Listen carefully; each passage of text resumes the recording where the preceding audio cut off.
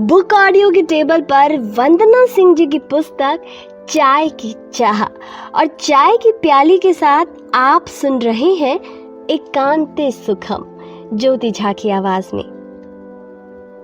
अनमोल सुबह सुबह बैठकर चाय पी रहा था, साथ ही अखबार भी पढ़ रहा था। उसके हाथ में 23 मार्च 2020 का अखबार था। पूरे अखबार में जो प्रमुख खबर थी वह कोरोना वायरस से संबंधित थी। अखबार के साथ साथ पूरे न्यूज चैनल पर भी कोरोना से संबंधित खबरें ही आजकल भरी हुई हैं। सभी अखबार और समाचार चैनल इसी बात से भरे थे कि किस प्रकार यह कोविड-19 से विश्व प्रभावित है और इसकी चपेट में भारत भी बुरी तरीके से आता जा रहा है। इसी को रोकने के लिए देश के वर्तमान प्रधानमंत्री ने 22 मार्च को जनता कर्फ्यू का ऐलान किया था। प्रत्येक व्यक्ति और प्रत्येक स्थान, चाहे वह सोशल मीडिया और प्रिंट मीडिया हो या व्हाट्सएप जैसे ग्रुप हो, सब जगह केवल या तो कोरोना से संबंधित समाचार थे जिसमें इसकी भयावहता को बढ़ा चढ़ाकर प्रस्तुत किया जा रहा था, जिससे लोग सुकून से ज्यादा डर रहे थे, या कोरोना से संबंधित व्यंग्यात्मक रचनाएं या जोक्स हैं। पूरे दिन के शुरुआत से लेकर रात के अंत तक जहां देखो इस संक्रमण के बचाव से ज्यादा इसके भयानक परिणामों की चर्चा हो रही थी। इस संक्रमित बीमारी की नकारात्मकता के विषय में लोग ज्यादा से ज्यादा बातें कर रहे थे और उसी नकारात्मकता को अपनी ओर खींच रहे थे। अनमोल तो कई बार इस प्रकार के मैसेज को बिना पढ़े ही डिलीट कर देता था। उसने वैसे भी ये किताब खुशियों का नेटवर्क में पढ़ा था कि हम जितना ज्यादा नकारात्मक बातें करते हैं उतनी ही ज्यादा नकारात्मकता को अपनी ओर खींचते हैं। इसलिए वे कोरोना संबंधित जानकारी दिन में 1-2 बार या देश विदेश की खबरें एक आध बार न्यूज चैनल पर देख लेता था या इससे संबंधित देश विदेश की खबरों को पढ़ लेता था, परंतु इस बीमारी के संबंध में जरूरत से ज्यादा न सोचता था और ना ही पढ़ता था। वह यही प्रार्थना करता था कि हे ईश्वर, पूरे विश्व को स्वस्थ व सुखी रहने का उपहार दे।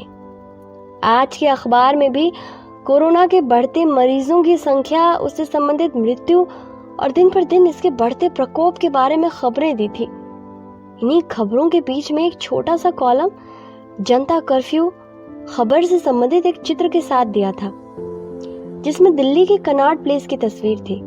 इस तस्वीर में पूरा कनॉट प्लेस का क्षेत्र खाली था। रोड पर एक भी वाहन नहीं चल रहे थे। आसपास की सभी दुकानें भी बंद थी व उनके शटर गिरे हुए थे।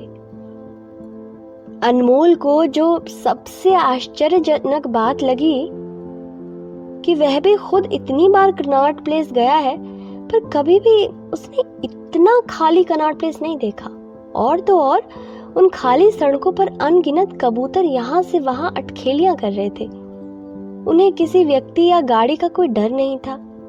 ऐसा लग रहा था मानो बरसों से कनॉट प्लेस में इन कबूतरों का ही साम्राज्य क्षेत्र था। अनमोल मन ही मन सोचने लगा, हम मनुष्यों ने हर जगह इतनी भीड़ बढ़ा दी है कि इन पशु पक्षियों को अपने लिए स्थान ही नहीं मिलता। वाहनों की आवाजों के बीच चिड़ियों की चहचहाहट, कौवों की कांव कांव, सब कुछ खत्म होता जा रहा है। आखिर ये धरती जितनी हमारी है उतनी ही उनकी भी तो है, उसने सोचा। मानव विकास करके सोचता है कि उसके जैसा कोई नहीं, पर जब प्लेग, हैजा, कोरोना जैसी महामारी आती है तब सच्चाई का पता चलता है कि हमसे भी ऊपर कोई है जो मानव से ज्यादा ताकतवर है। इसलिए यह आवश्यक है कि धरती पर हम इकोसिस्टम का संतुलन बनाकर रखें। हम कितना भी विकास कर ले, एक देश दूसरे देश से जितना भी प्रतिस्पर्धा कर ले, पर ऐसी परिस्थिति में समझ आता है कि स्वास्थ्य से बढ़कर कुछ नहीं। अनमोल ने ईश्वर से प्रार्थना किया, काश जल्दी ही हम सब इस कोरोना नामक मुसीबत से बाहर आ जाए। अनमोल को ख्याल आया, इन सब नकारात्मक बातों के बीच में भी कुछ ऐसी चीजें हैं जिसके लिए हमें ईश्वर का शुक्रगुजार होना चाहिए। वैसे भी इतिहास गवाह है, जैसे हर रात के बाद दिन का उजाला आता ही है, कोई भी महामारी एक समय के बाद खत्म हुई है। बस इस समय लोगों को धैर्य रखने के साथ सुरक्षा के सारे उपाय अपनाने की जरूरत है। कल जनता कर्फ्यू था और आज से ज्यादातर प्रदेश बंद है, जो कहीं ना कहीं हमारी सुरक्षा के लिए ही है। इन सब के बीच देश की अर्थव्यवस्था व लोगों की अर्थव्यवस्था पर भी फर्क पड़ेगा। लेकिन कहते हैं ना, जान है तो जहान है, जान रही तो फिर से प्रयास करके कमा लेंगे। और कोई अकेला नहीं, पूरा विश्व इस समस्या से जूझ रहा है। अनमोल की स्मृति में बीते हुए कल की तस्वीर आ गई। उसने सोचा, कल जनता कर्फ्यू के दिन मुझे अपनी बालकनी में बैठकर एहसास हुआ कि चिड़ियों की चहचहाहट आज भी उतनी ही मधुर है। नहीं तो शहर की बालकनी से तो केवल गाड़ियों के हॉर्न की ची पौ आवाजें ही सुनाई देती हैं।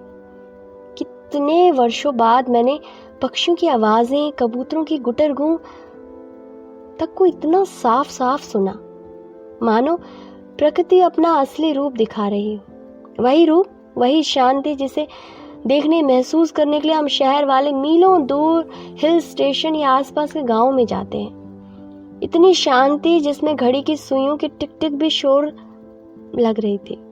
नजारा तक देखने लायक था जब 22 मार्च को शाम के 5 बजे प्रधानमंत्री जी की अपील पर कोरोना योद्धाओं को धन्यवाद करने के लिए हर घर से जनता अपनी बालकनी या बाहर आकर ताली बजा रही थी, घंटियां बज रहे थे, कहीं शंखनाद हो रहा था, यहाँ तक कि थाली और चम्मच भी बजाया जा रहा था। अनमोल की आंखों के सामने जैसे ही कल शाम का नजारा आया, उसके चेहरे पर हल्की सी मुस्कान आ गई।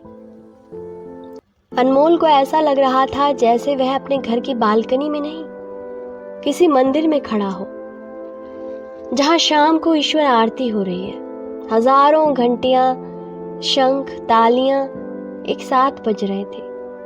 अनमोल ने सोचा, सच में यह घटना सदैव मेरे मन में बसा रहेगा। भारत में जहां विभिन्न राजनीतिक पार्टियां एक दूसरे को काटने में लगी रहती हैं, वहीं इस कोरोना की समस्या के समय केंद्र व राज्य सरकारें मिलकर काम कर रही हैं और प्रयास कर रही हैं कि भारत को चीन और इटली जैसी भयानकता का सामना न करना पड़े। यहाँ तक कि सभी बड़ी बड़ी कंपनियां व सरकारी कंपनियां भी वर्क फ्रॉम होम पर जोर दे रही हैं।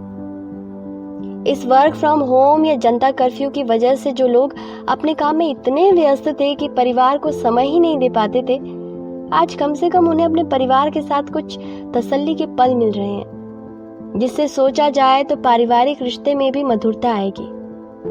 हमें किसी भी परिस्थिति के नकारात्मक पक्ष के साथ उसके सकारात्मक पक्ष को भी देखना चाहिए। यदि कुछ नकारात्मक है और हमारे हाथ में उसे दूर करना है तो जरूर प्रयास करना चाहिए, अन्यथा कई चीजें वक्त के हाथ में ही छोड़ देना चाहिए।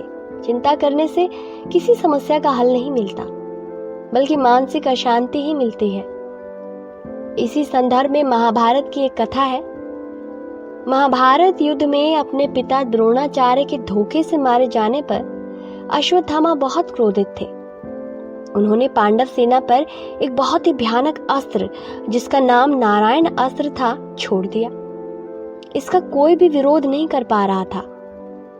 यह अस्त्र जिन लोगों के हाथ में हथियार होता था और लड़ने के लिए कोशिश करता दिखता था या मन में भी लड़ने का विचार करते थे, उन पर अग्नि बरसाता था और उन्हें तुरंत नष्ट कर देता था।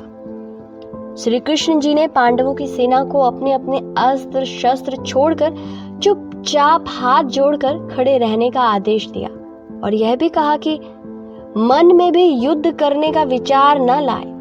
यह मन के विचार को भांप कर उन्हें भी पहचान कर नष्ट कर देता है।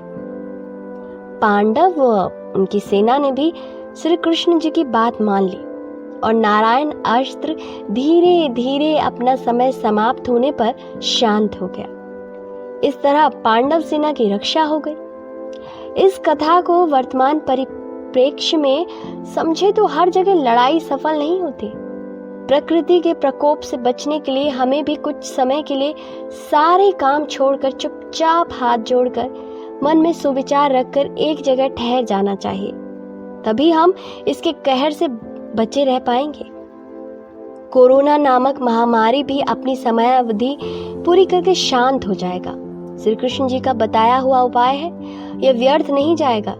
इस कोरोना से आए संकट के समय में सर्वश्रेष्ठ तो शांति से एकांत में रहना है, जिससे हम इस बीमारी को बढ़ने से रोक सके और इस मिले हुए समय में हम स्वयं के साथ और अपनों के साथ समय व्यतीत कर सके।